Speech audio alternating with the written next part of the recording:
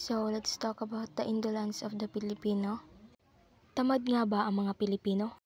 Ang La Indolencia de las Filipinas o The Indolence of the Filipinos ay isang sanaysay ni Dr. Jose Rizal na nagpapaliwanag sa umunoy katamaran ng mga Pilipino noong panahon ng kolonisasyon ng Espanya at ang tunay na dahilan kung bakit ito nangyari. Ang The Indolence of the Filipino ay pag-aaral kung bakit sinasabing hindi naging masipag ang mga Pilipino noong panahon ng mga Espanyol.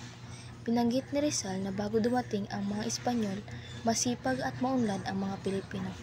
Bumagsak lamang ang sigla ng ekonomiya dahil sa mga problemang dala ng kolonyal na pamamahala. Una, dahil sa Galilean trade, naputol ang pakikipagkalakalan ng Pilipinas sa ibang bansa sa Asia at Middle East. Naging nakatuon lamang ang kalakalan sa Espanya sa pamamagitan ng Mexico. Dahil dito, unti-unting nawala ang maliit na negosyo at hanap buhay na masigla noong Spanish period. Ikalawa, nawala ang sigasig ng mga katutubo sa paggawa dahil sa sapilitang paggawa o forced labor dahil sa mga digmaan ng Espanya laban sa ibang bansa at sa mga Muslim sa Mindanao. Napilitan ng mga Pilipino na magtrabaho sa mga pantalan, kalsada at iba pang proyektong pampubliko. Dahil dito, napabayaan nila ang agrikultura, industriya at kalakalan. Ang ikatlo, hindi prinotektahan ng Espanya ang mga Pilipino laban sa mga dayuhang nananakop at pirata. Dahil walang armas ang mga tao, marami ang napatay, nasunog ang mga bahay at nasira ang mga lupain. Dahil dito, napilitang maging palaboy ang mga Pilipino. Nawala ang interes sa pagsasaka at muling pagbango ng mga industriya at naging sunod-sunuran na lamang sa kapalaran. Ikaapat, may baluktot na sistema ng edukasyon noon, kung matatawag man itong edukasyon. Ang itinuturo sa mga paaralan ay paulit-ulit na dasal at araling walang silbi para sa pag-unlad ng bansa. Wala ring kursong tungkol sa agrikultura, industriya at iba pang larangan kailangan ng Pilipinas, kaya hindi natuto ang mga estudyante ng kaalamang kakatulong sa pag-unlad ng bayan. Ang ikalima naman, ang mga namumuno sa ilalim ng Espanyol ay naging masamang halimbawa sa pagtrabaho. Ang mga opisyal ng kumbento ay dumarating sa trabaho ng tanghali at maagang umaalis.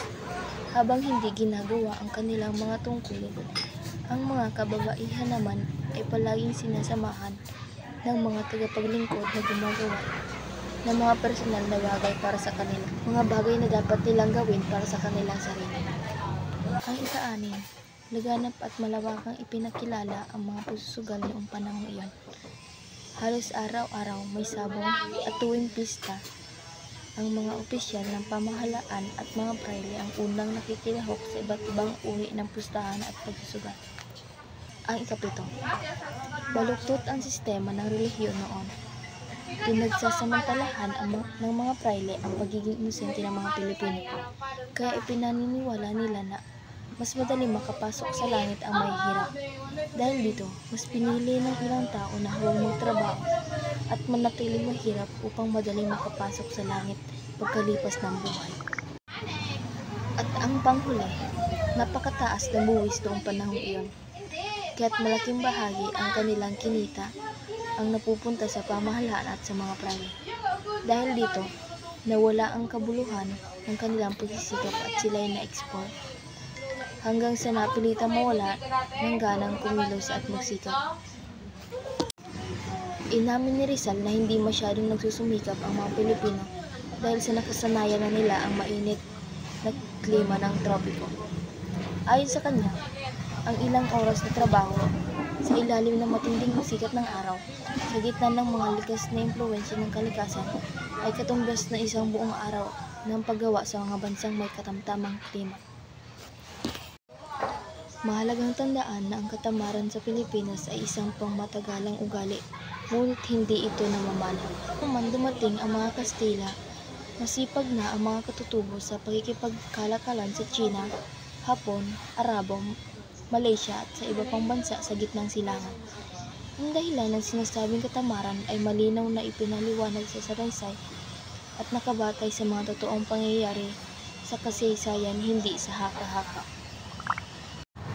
Isa pang dahilan ng sinasabing katamaran ay ang kakulangan ng pagkakaisa ng mga Pilipino.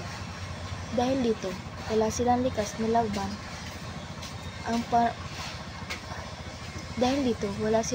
na laban ang mapanupil na pamahalan at iba pang pwersa sa lipunan. Wala rin boses o pinuno na nagtutulak ng kaunlaran at kultura upang anihin na ito sa tamang panahon.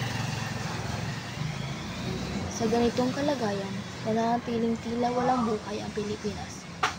Umiiral lamang ngunit hindi tunay na namumuhay. Ayon sa konklusyon ni Rizal, ang tao sa Pilipinas ay isang individual, hindi lamang siya mamamayan ng isang bansa. Maliwanag na makikita na isinulat ng mga dahilan ng sinasabing katamaran ng mga Pilipino ayon sa Espanya ay hindi likas sa ating lahi. Nang nais ng mga Pilipino na mag-aral at matuto. Kaunti ang paaralan at kung meron man, kulang ang kagamitan at hindi nagbibigay ng kapaki-pakinabang na kaalaman.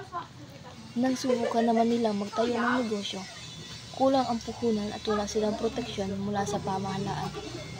Nang sinikap nilang paunlarin ang kanilang mga lupa at nagtatag ng iba't ibang industriya, pinatawan sila ng napakataas na buwis at sinamantala ng mga dayuhang namumuno. Hindi lamang sa Pilipinas kundi pati sa ibang bansa, maaaring tawaging tamad, depende sa pamantayang ginagamit. Hindi maaari magpatuloy ang tao sa paggawa ng walang pahinga, at kung ituturing siyang tamad dahil dito, masasabi natin na ang lahat ng tao ay tamad. Hindi rin maaari sisihin ang isang bansa na nawala ang dignidad nito sa pagkawala ng loob ng mga mamamayan na ipagpatuloy ang pag-unlad, lalo na kapag ang bunga ng kanilang pagsisikap ay hindi man lang nakakarating sa kanilang sariling kabuhayan. Kapag ginugol natin ang buong buhay sa pagsunod at pagsamba sa isang malupit at di makataong lipunan na ipinatupad ng mga dayuhan na hindi man lang tunay na nakakaunawa sa ating sariling bayan, tiyak na mapapagod tayo kalaunan. Hindi tayo mga hangal o simpleng estudyante na sumusunod lamang sa utos. Tayo ay mga tao na may sariling kagustuhan at determinasyon na maabot ang ating mga layunin at pangalagaan ng ating lahi. Kapag ipinagkait sa atin ang mga karapatang ito, sino ang maaaring manisi kung tayo ay magiging tamad o walang ganang kumilos?